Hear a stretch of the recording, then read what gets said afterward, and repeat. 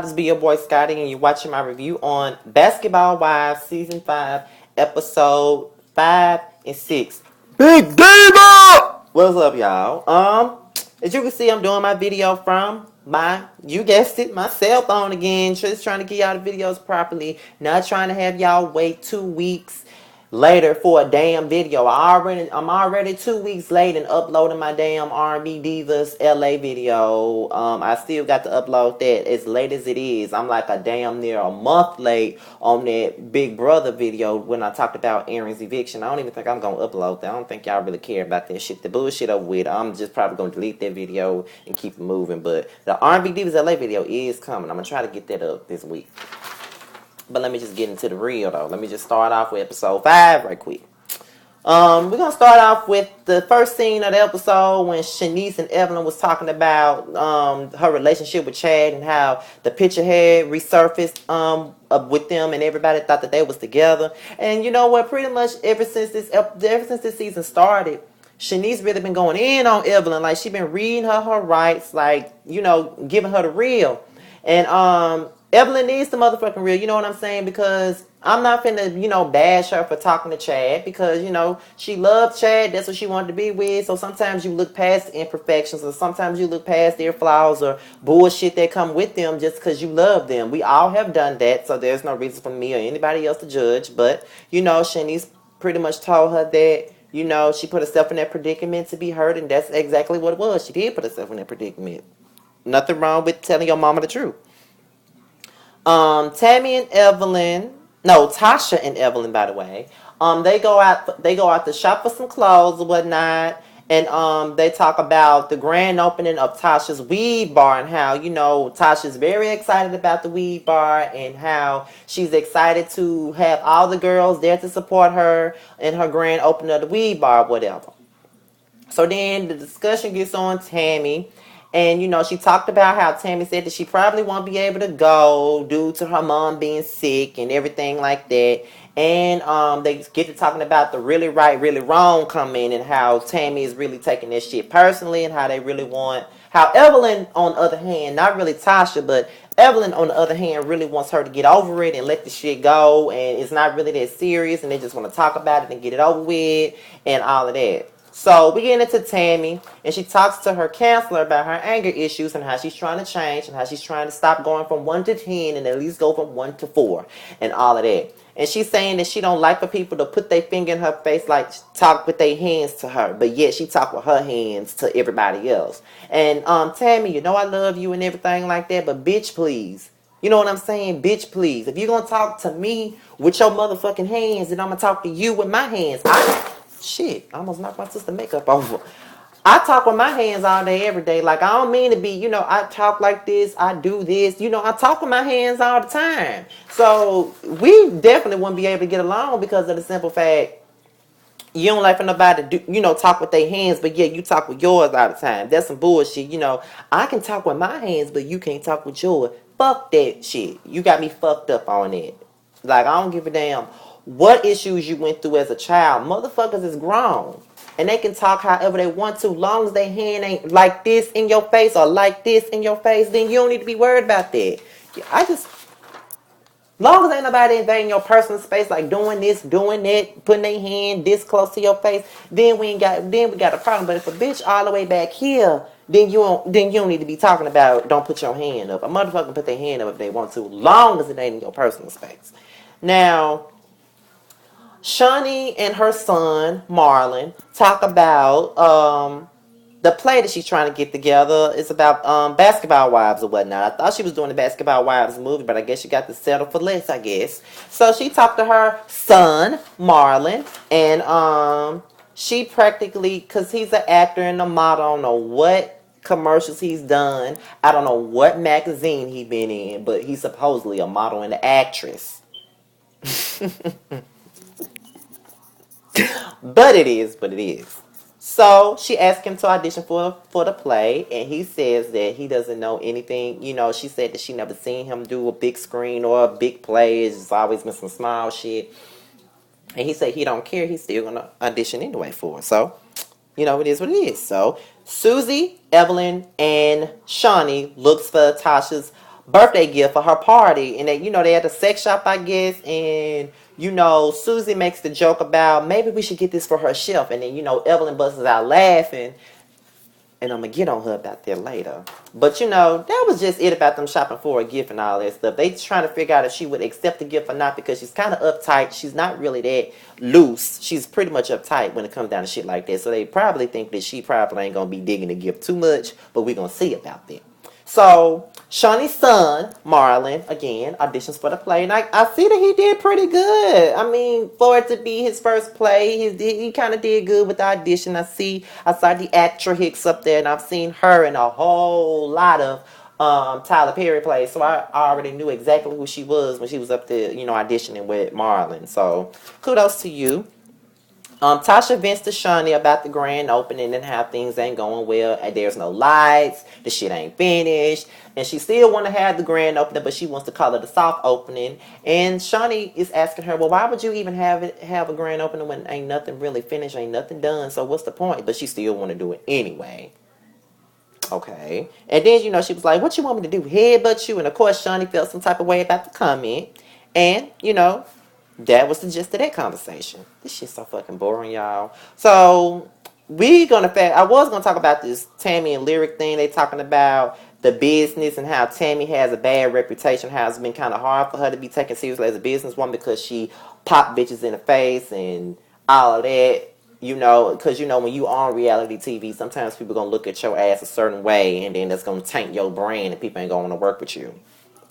Pretty much. So we go to the lunch, and they want to discuss all the issues that's been going on amongst the five of them.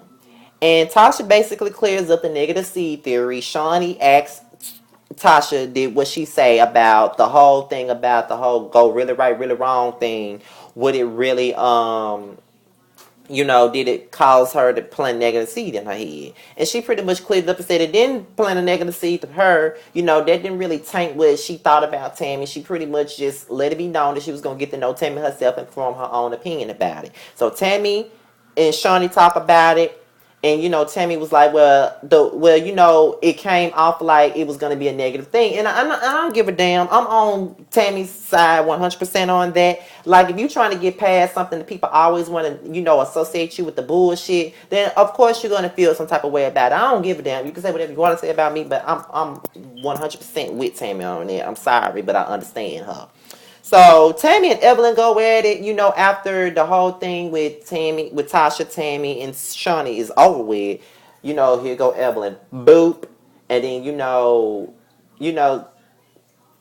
Tammy was like, "Don't put your hand up," and then Evelyn called her a bitch and put her hand up again, and then that's when Tammy got up out of her seat and snatched the fork out of her hand and got up in Evelyn's face. And I honestly believe that Evelyn was trying to provoke that damn girl to whoop her ass again. That's what I think she was doing. Because there wasn't really no point for her to even be doing all that shit. Like, it's like she had attitude from the very jump out. They had cleared the situation. So what the fuck is she putting her hand up, booping, acting like she got an attitude or whatever? Like, I just feel like she was trying to get something popping. You know what I mean? So Tammy and Tasha, Susie, and Evelyn, they talk about the headbutt comment. Tasha brought it up about how she brought it up to Susie and how they laughed about it. And of course, Evelyn didn't appreciate it. Which brings us to episode 6, which was the episode that came on this past Monday. The continuation of the headbutt comment. After Evelyn walked away from the table, she pretty much let Shawnee know that she didn't appreciate that. She thought that Tasha was being shady by bringing up the headbutt comment. And that's just like her bringing up the chef. But you got mad at Susie for laughing at the comment, but yeah, you laughed at Susie when she made the comment about the damn chef. What are you saying? You talking about you wouldn't entertain Susie and her mess about the chef shit, but you laughed at it just like she laughed at the shit that Tasha said. Come on, bitch. Really? So Evelyn confides in Tammy on the phone. I guess they squashed their beef, because Tammy just got up in your face, lunged at your ass like the big green giant, lunged over the table at your ass, snatched the fork and threw it on the table and asked you to put your hand up again. Now y'all on the phone? Okay, whatever. Is there something we didn't see? Okay, whatever.